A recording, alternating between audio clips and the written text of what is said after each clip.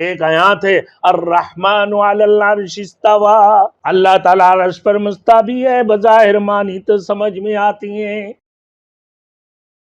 Thanks for watching. Don't forget to like, comment, share and subscribe to Maulana Habibullah Rohani official. ایک آیات ہے الرحمن علی العرش استوى، اللہ تعالیٰ عرش پر مستوی ہے، بظاہر معنی تو سمجھ میں آتی ہیں۔ اعتبار اس کے کیفیت کا جو ادراک ہے انسانی عقل و فہم کی بس کا کام نہیں ہے۔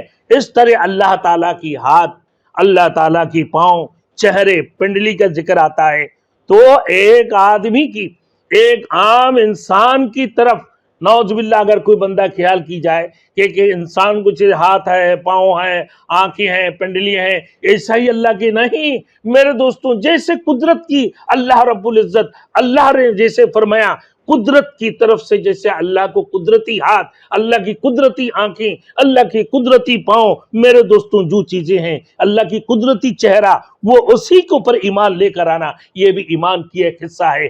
آپ ایک عام انسان کی طرف اس کی مطلب اور مفہوم کو لے کر نہیں جا سکتے ہیں۔